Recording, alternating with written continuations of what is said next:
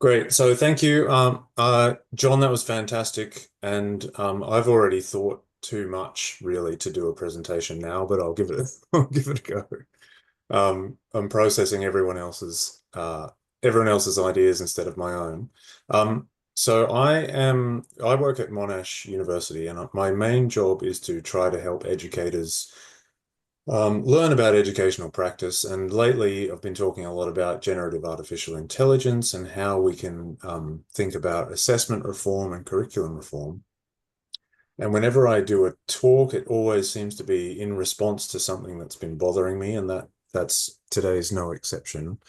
So I want to talk about the way that we think and talk about generative artificial intelligence and technology in general, and some shifts that I think we might make discursively that, in my view, will help open up different types of understanding. So I'm going to take you, it's going to be a taster and not in depth, and you'll probably wonder why I'm making certain arguments, and we can talk about that later, hopefully.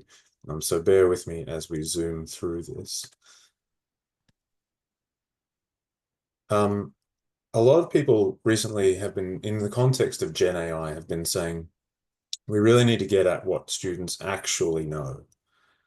So I've deliberately chosen this provocative prison image to represent how we've traditionally thought about getting at what students actually know, locking them in a room, separating them from other people and resources, as if that will allow us to find out what they actually know, and as if that knowledge will be useful to us in thinking about how everybody will then go off and operate in the wider and more complex world, which seems to me a strange thing. It doesn't seem at all how knowledge really operates, how we learn, how we think, or how we are likely to address any of the complex societal challenges that speakers have been talking about today. Other people are saying we really need to get at the human learning and kind of lifting humanness and human thinking and human learning up as morally superior to the stuff that you might do with ChatGPT, for example, seeming to forget that human learning and human thinking is pretty much what caused all of the problems that we've been talking about today, that humans are not naturally great, but also that you can separate humans and technology, and we'll get onto that. Cognitive offloading bothers me. John mentioned it before, but fortunately moved towards a notion that I think is a bit more helpful, um, which is lower resolution cognition. Basically, cognitive offloading to me suggests that we already knew the sort of thinking someone was going to do, and now they've given it to something else to do. To me, it's actually a lazy term in and of itself because it elides the types of stuff that's going on, the more distributed way of interacting with technologies. That might be contentious, and I look forward to discussing it more. So to me, to be human is to think collectively with other humans, animals, technologies, objects, and environments. And that underpins a lot of what I'm going to say. Also, relatedly, AI doesn't, to me, necessitate a paradigm shift. It's important to think about how AI technologies are different from other technologies, but they're always entangled in a wider context. You're always thinking about multiple technologies at once. What's important, rather than thinking, okay, it's fundamentally different, we need to rethink everything, I want to be more precise about how do particular types of technologies actually play out in complex contexts and worry about that rather than trying to rethink the way we think about thinking. I think if we get the conception of thinking into a more productive place, we can handle thinking about AI. So I want to heal some dichotomies. I really liked this image when I found it. I want to heal the dichotomy between intellectual and collective thinking, between humans and technologies, and between AI and other technologies. And if we can sort of merge into a more holistic way of thinking, then we can tackle some of these issues a bit more easily. So I want to offer very quickly 5 principles of collective thinking and learning. This is my position. It's not right. It's just my position. Distribution, complementarity, co-constitutive multiplicity. John, I sympathize with using difficult to pronounce phrases. Integration and attuned diversity. So very quickly, distribution means thinking that I don't think, I think with stuff. I think in the relations between me and my phone, or me and my computer, or me and you. And so the unit of analysis I want is not the individual person or the individual technology, but the collective. I want to think holistically about a thinking entity that is bigger than just me. I don't think there's any human intelligence that is distinct from engagement with technology. I think we're always entangled in it, and that individual learning is necessary to operating in these collectives, but it's always entangled in collective thinking. Complementarity is that we're not equivalent to the other things that we think with. The different things contribute qualitatively different things to our thinking. And that means that comparing human and technological capabilities isn't very productive, because actually there's qualitative differences and they matter, and it's how they fit together that counts.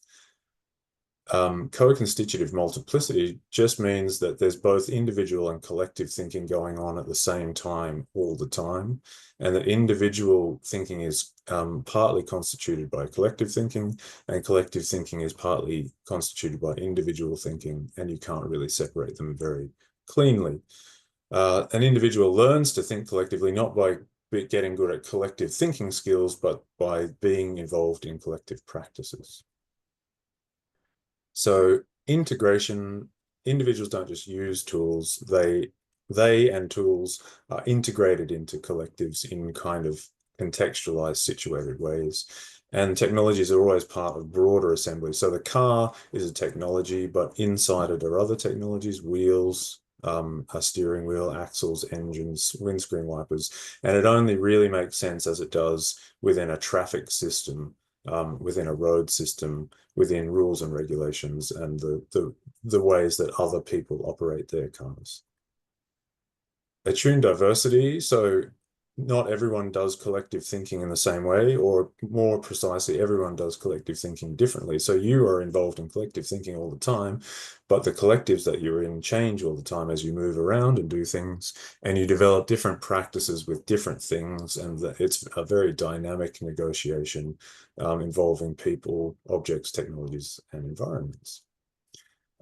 Moving towards education, I won't dwell on this. The two left-hand columns, I think, are illusions: technological determinism, pedagogical determinism. So either technology driving social change, or educators being able to do whatever they want and using technologies to achieve their ends. The right-hand two columns are what I think is more realistic. So there's a mutual shaping of a lot of things. What are we trying to achieve? Where are we trying to achieve it with whom? What matters to people, how are we doing, how are we approaching education, what technologies are in the mix. And as I said, technology is multiple. It's contextual, it matters how it plays out, and it's relational with all of the other stuff. And agency is something that's negotiated between all of these messy elements in their entangled negotiation of what's going on in any educational activity. And so outcomes are very difficult to predict, and they're contingent on these complex relations. I put in an aspirational column. I think it's good to try and remember the purpose. What are we trying to achieve? Values, what matters to us, and the context. How is it playing out? In what space, with whom? Over methods and technology, not because there's a hierarchy, not because you can actually separate them, but because methods and technology seem to be more obvious to people and we can forget about these other things. Collaboration is really important if we're going to negotiate stuff. Being open to uncertainty and imperfection and being honest with each other, also important in this negotiation. So some examples: workplace learning. In medical education, you don't get good at collective thinking just by developing your skills, but by being part of a practice and helping that work more fluidly. In group work assessment, it's not just individual contributions that you can extract out. It doesn't make sense to isolate them. It's how you work with a team. And traditionally, individual activities like an essay, actually you're always working with people and resources along the production of that, and we can understand that also as a form of collective intelligence. And if we do that, we can have a more nuanced view of how to interpret what's going on. To design assessment for this, I think we need to sample people working in a lot. What's that? That's your 10-minute mark. Oh, I've got 9:30. Okay. All right, you've got to sample a lot of different integrations. You've got to actually observe what's going on, notice it. You best if educators are involved in that. And how do you represent achievement when you're thinking about collective is something we have to deal with. So We want greater precision and commitment to collectives. We want openness to uncertainty, and we want to try and hold problems open rather than trying to optimize everything as individuals. Thank you. Thanks so much, Tim. Beautifully done. Each of these 10-minute splashes are like little portals into the universe of each speaker, which I encourage you to dig deeper into. Okay, who would like to stick their hand up for some comment or question?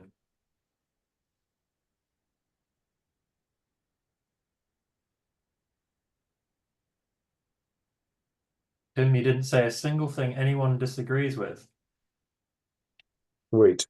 That's solved then. Oh, no, Anna.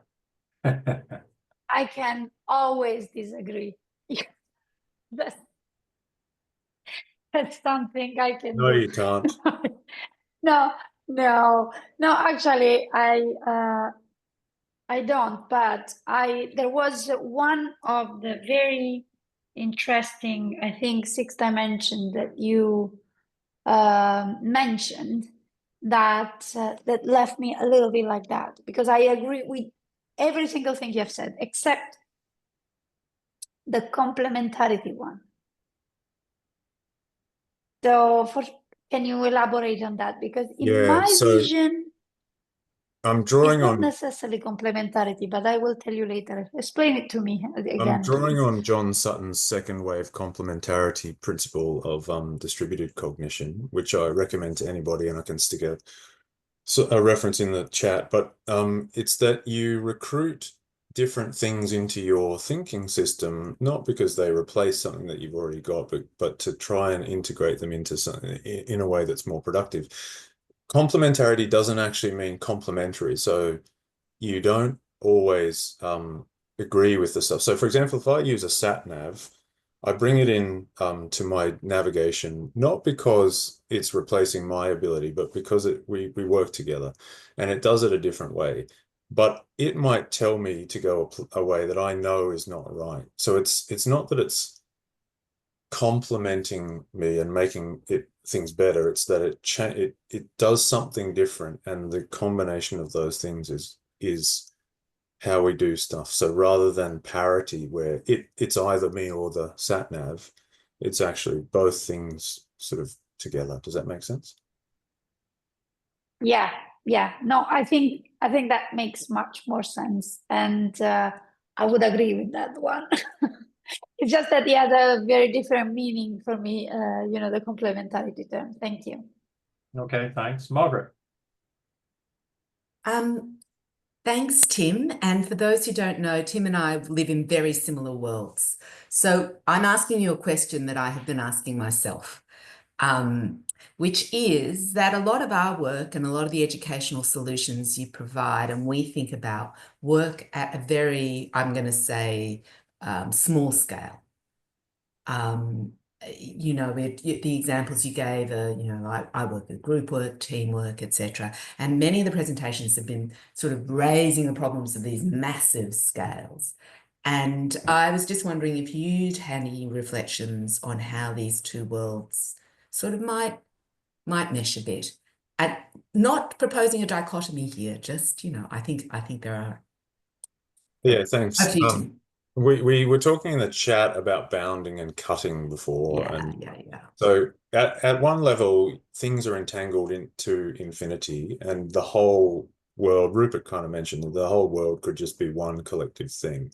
Or we had this issue of cognitive bloat in the 4E literature of like, you're using the internet, does that mean the whole internet is now part of your mind?